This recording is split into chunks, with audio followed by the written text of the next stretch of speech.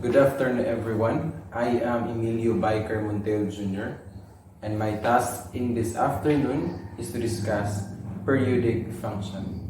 I will also discuss graphs of sine and cosine, domain and range of sine and cosine, period of sine and cosine, sinusoidal, amplitude of function, and midline of a function. This is the London Eye.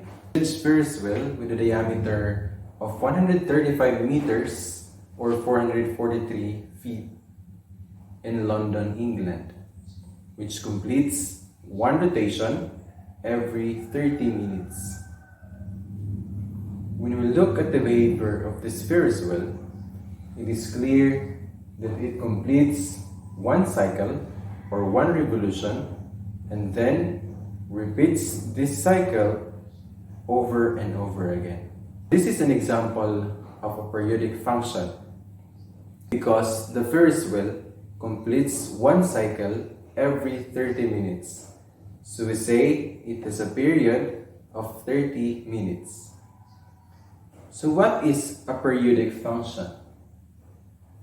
Periodic function occurs when a specific horizontal shift P results in the original function where f of x plus p is equal to f of x for all values of x.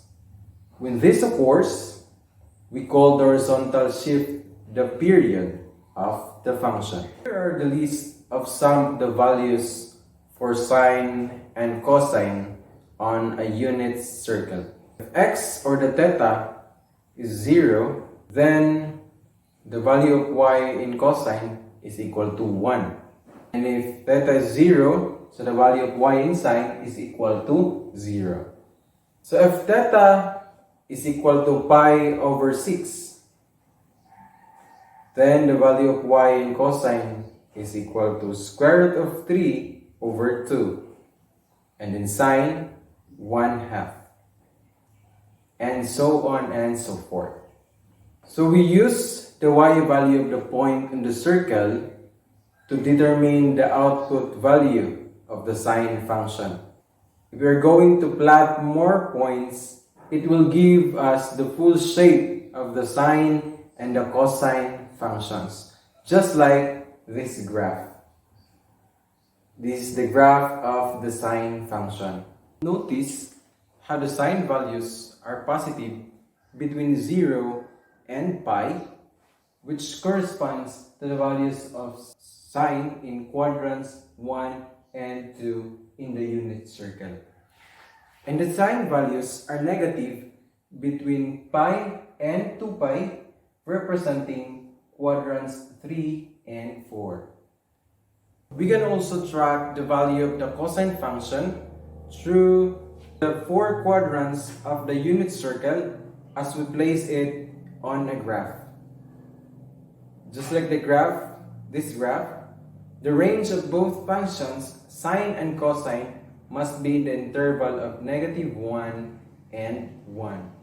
The domain and range of sine and function. The domain of sine and cosine is all real numbers such that x is an element of real numbers or negative infinity and positive infinity. So the range of sine and cosine is the interval -1 and 1. The period of sine and cosine. The period of sine and cosine is 2 pi for both the sine and cosine function. In both graphs, the shape of the graph begins repeating after 2 pi. Indeed, since any coterminal angles will have the same sine and cosine values, we could conclude that sine quantity of theta plus 2 pi is equal to sine theta, and cosine of quantity theta plus 2 pi is equal to cosine theta. Both sine and cosine is an example of sinusoidal. Sinusoidal is a specific type of periodic function. Or in other words, if you were to shift either graph horizontally by 2 pi, the resulting shape would be identical to the original function. So let's proceed to the transformations of sine and cosine. First, we have the amplitude of a function. An amplitude of a function is the distance between the maximum and minimum values of a periodic function.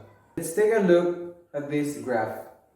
This one, this one, this one, and this one is an example of an amplitude. An amplitude is the radius of a periodic function, which is a symbol r. And always remember, the amplitude is always positive. For example, what is the amplitude of the equation y of theta is equal to 3 times sine theta? Sketch the graph. So here is the solution. Recall that for a point on a circle of radius r, the y-coordinate of the point is y is equal to r times sine theta. We have y is equal to r times sine theta. And the equation of the problem, y theta is equal to 3 times sine theta. Since the 3 is multiplying the function, this causes a vertical stretch of the y values of the function by 3. Since the height of our wave or our function is 3, so our amplitude is 3. The graph of the equation y theta is equal to 3 times sine theta is this one.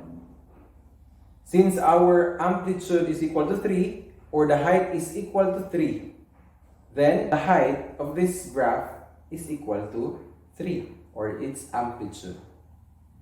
Midline of a function. Midline of a function is the center value of a sinusoidal function.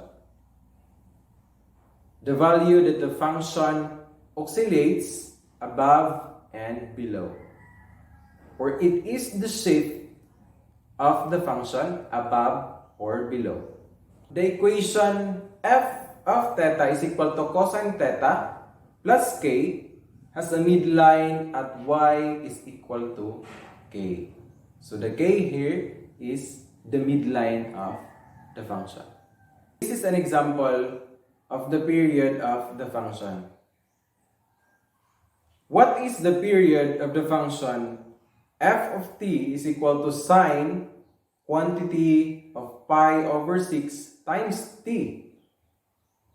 So we are going to use the formula of the period, which is p is equal to 2 pi over b, where p is the period and b is the horizontal stretch or compression. We are going to use 2 pi since the period of sine or cosine is 2 pi. So in the equation, f of t is equal to sine quantity pi over 6 times t. Using the relationship above, the stretch or the compression factor, which is b, is equal to pi over 6. So p, using the formula p is equal to 2 pi over b, which is equal to 2 pi over 6, which is the b, is equal to 2 pi times the reciprocal of b, which is 6 over pi, is equal to 12. So our period here is equal to 12. Let us summarize the transformations of sine and cosine. Given an equation in a form f of t is equal to a times sine quantity of b times t plus k, or f of t is equal to a times cosine quantity b times t plus k. A is the vertical stretch and is the amplitude of the function.